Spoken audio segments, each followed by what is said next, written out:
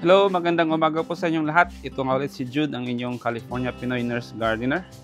At ngayong araw nga po ay tignan natin kung anong mga nakatanim sa ating garden. Tapos check natin kung anong mga pwedeng i-harvest. Katatapos ng ulan, ang lakas ng ulan the whole day kahapon. Kaya basang-basa yung ating garden. Yan. Tignan nyo, ito. Start tayo dito sa likod. Yan, basang-basa. Pero ang lalago ng mga halaman, yan, mga broccoli. Tapos ito mga sweet pea. Naku, kailangan lagyan pa ng trellis kasi mataas na sila. Yan, dumadami na yung mga bulaklak.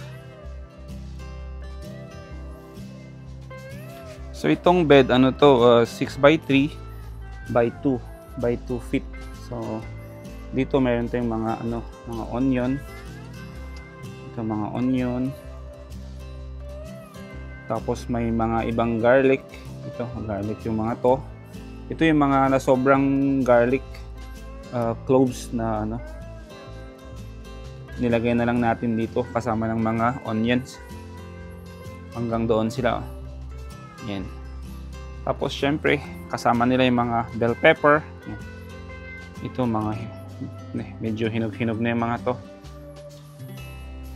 Yan, madami dito. Ito pwede na kaya ito. I think mga isang linggo pa hintayin nating mag-red. Tapos meron pang iba dito, mga green pa. Mga yan, green pa. Yan. Ito, mga onion. Tapos dito sa gilid, ito yung mga broccoli. Ito, hinayaan na lang natin magbulaklak kasi madaming pumupuntang dito mga bees. So yan, hayaan na lang natin. Meron tayong dalawang ganyan na nagbulaklak. Hayaan na lang natin. Tapos ito, red acre cabbage. Yan, nabubuo na yung head niya din. Tapos sa gilid, meron tayong mga Nantes carrots. Yan. Meron na tayong mga nabubuong carrots dyan. Tapos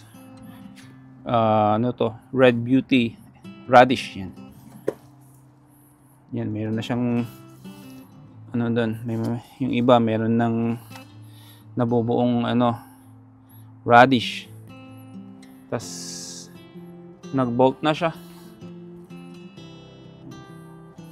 Yan lang natin dyan.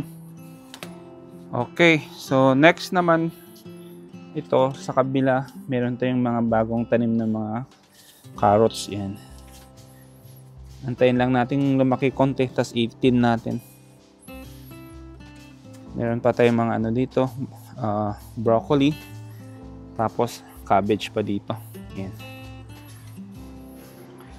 Yan. Tapos dito sa isang bed, same din to, 6x3 by 2 feet. Meron tayong mga sa gilid, may mga sweet pea. Yan, Alaska sweet pea. Ito mga to, Alaska sweet pea. Sabi ko nga may mga na siya, may mga bulaklak na, magiging yan, pea pod. Tapos sa loob, mayroong cabbage, yan, red acre cabbage. May mga heads na sila. Yan, ito malaki na to. Tapos pepper, ito is ibang variety. Ito is King of the North sweet pepper. Madami din tayong doon, mga hinog-hinog doon. Sa ilalim, yan. Yan sila. Tapos meron sa kabila. Tapos ito, broccoli. Yan, broccoli. Laki na. Harvest natin yung mga to para magkaroon ng ng airflow sa ilalim kasi yung ibang cabbage na natatakpan, hindi na sila nakaka-receive ng araw. So tanggalin natin yung mga broccoli na yan. Yan. Tapos dito, broccoli din. Dito sa ating 27-gallon container. Sa ilalim, mga bok choy, petchay. Mga petchay yan. Ito, mga broccoli. So, yeah, harvest muna tayo ng mga broccoli. Yung mga to, maganda yung heads niya kasi hindi to natanim ng late na to natanim. So maganda yung heads niya, oh. Medyo tight, tingnan mo.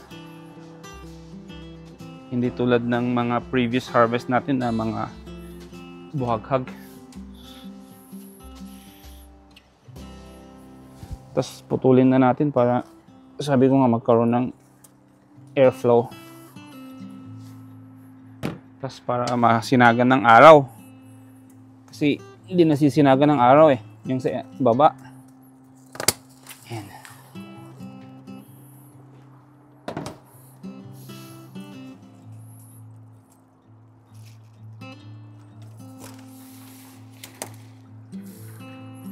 Ayan. Itong mga dahon niya, i-compost natin. Tapos yung tangkay, kunin natin yung malambot na part sa loob. Ayan.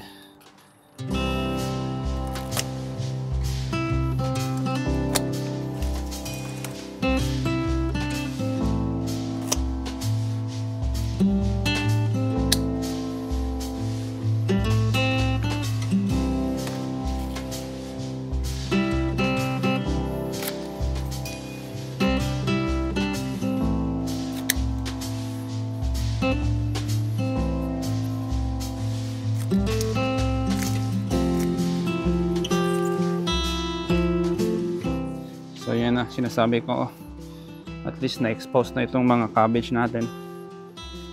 Yun, may head na siya. Na-expose na sila, at least masisinaga na sila ng araw. So far, ito yung mga harvest natin. Yan. Yan.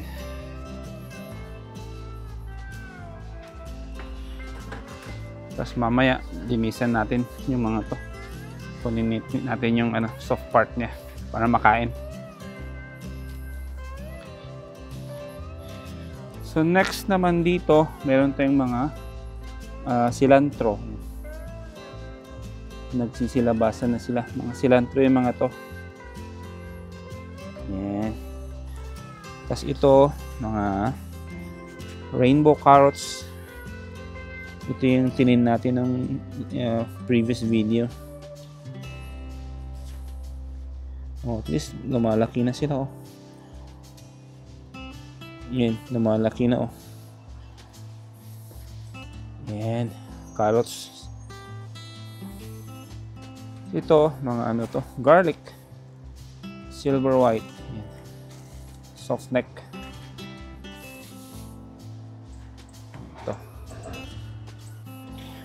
Ito, garlic din to.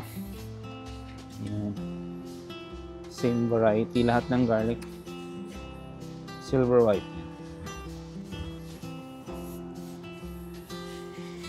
Tapos mga sili natin, yan, may mga bunga pa rin, konti-konti kasi medyo maaraw-araw pa. Pero pagdating ng spring, natin to, i-prune. Yan. So meron tayong pa dito, red acre cabbage, nabubuo na. More Thai chili pepper. Yan. Medyo mostly hinog na yung bunga. Tapos mga to, onion. Yan. Mga onion. Sweet Utah jumbo onion. Yan. Madami tayo din. Malalago na sila, oh. Fertilize natin to. I think June na siya full fertilization, eh. Yeah, I think i-fertilize natin to ngayon. Tapos ito, madami pa tayong broccoli dito. Yan, mga broccoli yan. Yan. Ito, cabbage pa rin. Yan, may head na yan. Yan, lakas ng ulan kahapon sa buong araw, buong gabi. Ayan. Mostly babad na yung mga halaman sa tubig. Ito, same din, mga ano din to, onion. Tapos may mga natitira tayo diyang lettuce. Yan. So, more broccoli. Ayan. Dami dyan. Cabbage. Tapos, yan, mga ano din, same din to, onion. Yan, mga onion yan. Malalaki na sila, oh. Yan.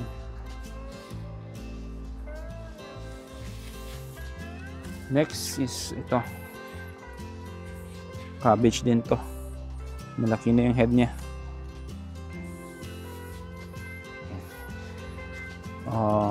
Celery. Yan. May mga celery tayo dito. Yan, lalaki na sila, oh. Nice. Tapos cabbage pa rin to. Yan. Yung mga tinanim nating patatas, tinakpan ko kasi baka mababad sa tubig. Ayan. Tapos ito, mga Swiss chard. Mayroon tayong anin dyan, cut and grow. Tapos mga petchay. Yan, mga petchay naman yung mga to sa ating tower. Ayan. Dami dyan.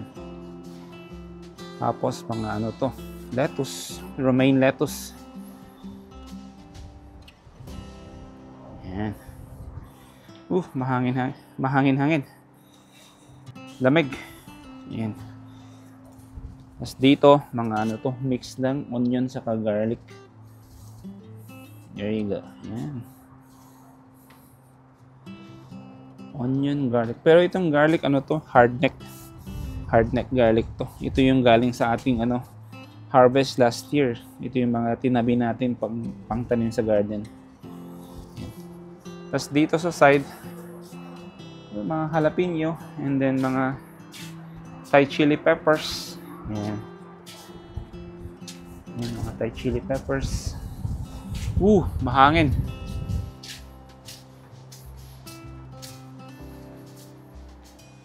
Tapos dito sa may patio cover, ito yung mga tinanim nating mga patatas. Patatas pa rin to. Yan. Tapos meron pa tayong mga broccoli.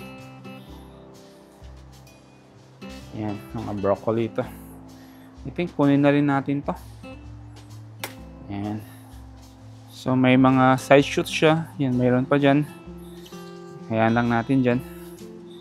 Tapos itong PVC tower, mga petchay din to. Yan. Okay naman sila. Medyo slow lang yung growth niya kasi hindi siya exposed sa araw. Tapos ito yung pangalawang broccoli na hinayaan nating magbulaklak.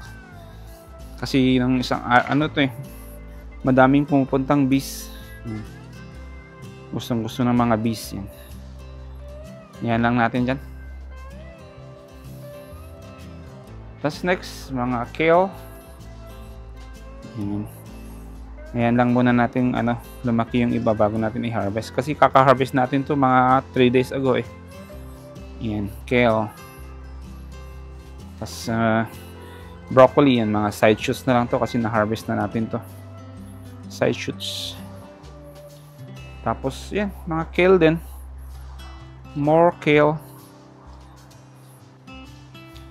Tapos dito sa table pala, may pinapa-propagate ako na sayote. May 3 sayote dito, pinapa-propagate ko. Tapos ito, petchay.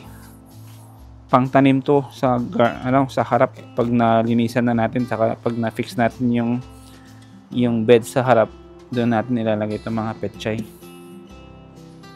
Yan. Laki na sila oh. Petchay. So yan, na-check natin yung mga halaman sa ano, sa likod. Mag-fertilize lang tayo ng ating mga onion. Tapos check natin naman yung garden sa harap. So tara, fertilize lang tayo ng onion.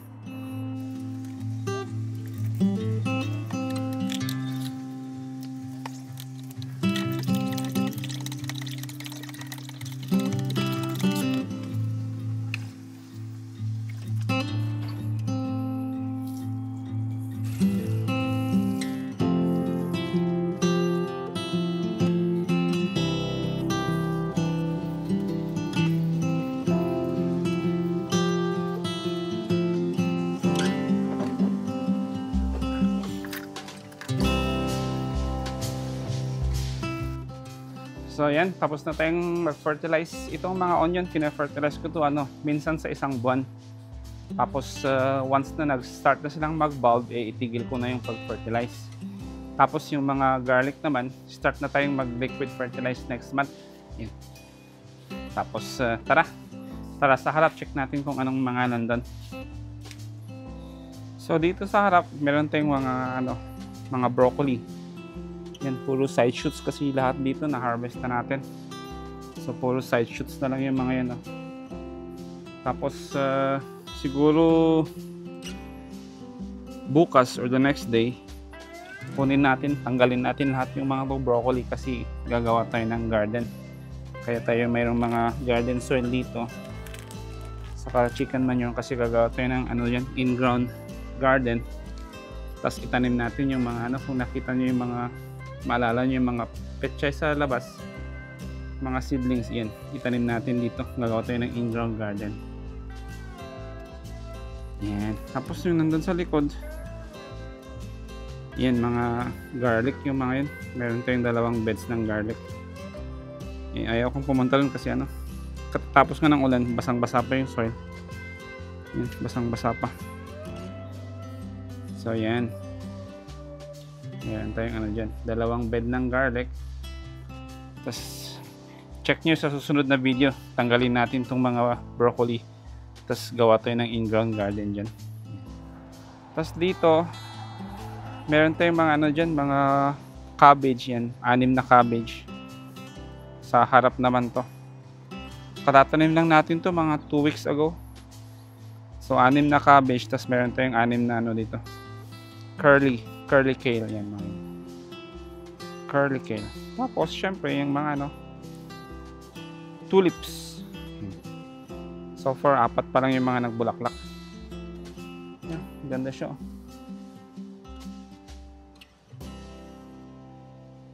Tapos dito pala sa garahe, check natin yung mga seedlings. Yan, ito yung mga na-transplant nating mga tomato. So mayroon tayong 3 variety, raspberry Liana, Better Boy, saka apricot zebra doon. Tapos yan, nag-establish na sila. Tingnan nyo naman yan, may roots na siya dyan. So yan, okay na yung mga to. Yan. Tapos sa taas, ito yung natin, tawag nito, succession planting natin ng mga bok choy, petchay. So may mga nasow tayong petchay dyan kahapon. Tapos ito yung mga na-transplant natin na last few days ago, eggplant. Yan, Nagasaki long eggplant, saka mga pepper, King of the North sweet pepper. Yan. Tapos ito, rainbow beets, strawberry beets. Ewan ko anong tawag doon, basta yung may stripe siya na white and red. Yan, mga beets to. So yan, tapos na nga tayo sa ating garden tour. Tapos syempre nag-harvest tayo ng ating mga broccoli. Yan.